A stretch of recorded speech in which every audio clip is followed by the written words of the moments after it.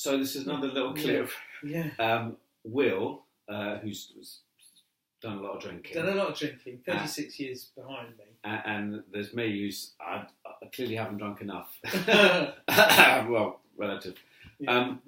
But we wanted to talk about those early days. We know the sort of the importance of the drink. And Will was saying earlier about the early holidays, where it's like the special drink, or when there was a football match on his own at home, and there's the drink. It's going to be a big thing. Yes. And I was racking my brains to find out, well, what was it like at home? And my mum, we'd always have this. It was Cinzano. Do they still make Cinzano? Oh yes. Okay, so which is the bright lights taste, isn't it? Is that right? Is it what taste? The bright lights taste. Oh, I don't know. It could be. The bright light.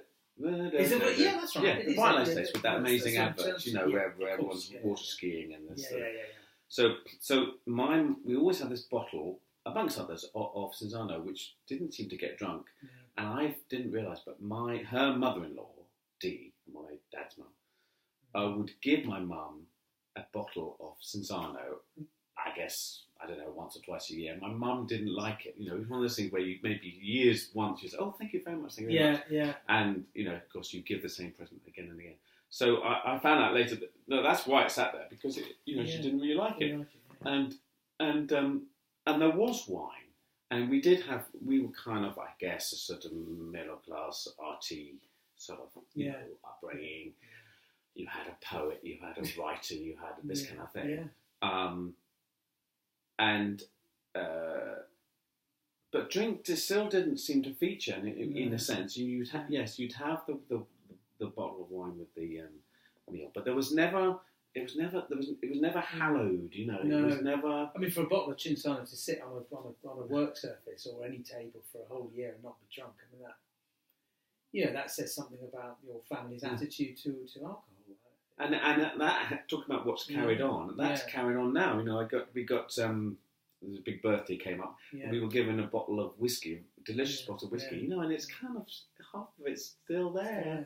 And we've got this cupboard of things. And in fact, my partner, my wife's, she's got at home. She's got this ancient drinks cabinet, and all the drinks are all gone. I don't know if they're drinkable. Probably gone off. Yeah, they're just sat there.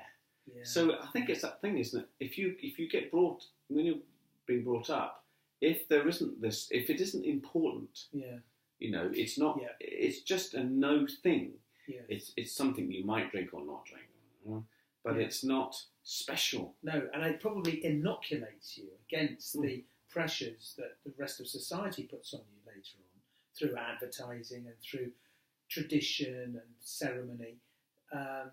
The emphasis that's put on drink by those things, you're kind of protected against because you've never grown up in an environment where people are relishing and idealising. Yes, that's right. The drink. The drink. And although my mum and dad didn't, in the early years, didn't really drink very much, when they did, it was an occasion. It was special. It marked. It was the alcohol that made the difference. That's the impression I got. I don't think it was just me thinking that this is what made the difference. I think it's because it always came out when people came round for a special occasion. Yeah, it was always in reason, and then it was never around the next. Well, we would have that. I mean, obviously, people would come round for drinks. Yeah. But it just wasn't, I don't know, it just wasn't like a special thing. And I remember years later, people talking about Christmas, like drinking at Christmas. And drinking at Christmas? And it never even... You didn't really see the connection. No, I didn't see the connection that somehow you would drink more booze or get more drunk or at Christmas. It just wasn't a thing. Yeah. So it's very weird, isn't it, that... I mean, you can't just blame your parents, but somehow those early messages of the rationing of it, the importance of it, it's coming out, the drink's coming out, there it is, the special place, or maybe even unconscious, because in Will's book, which is very good, I recommend you read it, Will talks about his childhood, and then later on in the book, when you think it's all over, in a very moving way, Will talks about his childhood again, the bit that he missed out, maybe, or maybe it was too painful to say in the first place, I don't know, about his mum's drinking.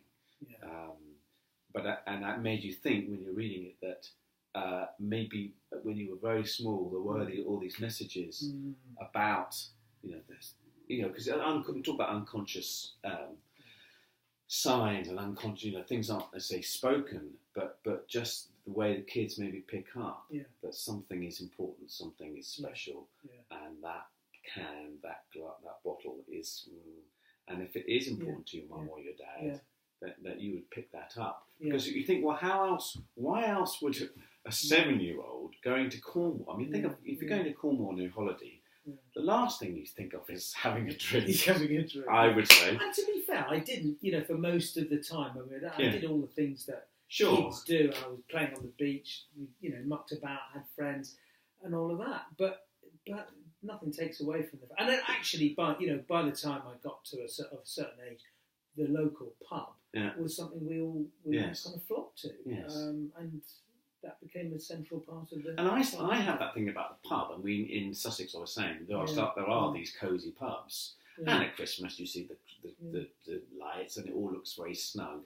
And so I've got very much that sense of the fire, and you have some very nice pubs. So I've got that sort of sense. And you can remember the attraction of the attraction of the pub, and it's cosy and a little bit naughty if you're kind of a teenager. So it kind of is in there, but it's just not so kind of ramped up. No, and why getting oiled should go with that necessarily. Yes.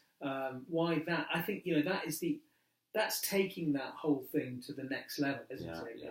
Yeah. Because you can enjoy things a lot. You can love cheese. Yes. You can really get a kick out of skiing. Yes. But you don't have to do them all the time or eat them all the time. Yeah. You can still have a great enjoyment from them. But that's where the drinking sort of you can really take over very quickly, and why some people are affected and others aren't, I don't know. Lots of nature nurture arguments going on in there, but for me, having 2 or 3 pints and starting to feel different, my brain's starting to change, being able to talk and feeling having more courage to maybe talk to girls. Was amazing. I mean, this was magic potion stuff. Magic potion. Yes. Except, I don't think there was hardly any occasion I can think of where it actually worked. Yeah. Because, I wouldn't find the right moment to go over and talk to the girl that looked great. So it seemed like a magic potion. It seemed like a magic potion. But didn't actually. And then also not learning from that, thinking, God, I could have saved my money. I could have not had a hangover in the morning. I could have got, because drink was a load of crap. Or I could have made the mistake that I made with the drink, but I would have learnt from that mistake. It might have taken a long time, but I'd have realised that actually that those girls, I'm not, I had nothing in common with. I don't know what to say to them. I just thought they looked cool. And I thought, cool, she's a bit of all right. And when I went to talk to her, that wasn't the right thing to do. It wasn't the right place to meet them or whatever. Yeah. But, what was always going on was there's booze there, and that's number one. Yeah.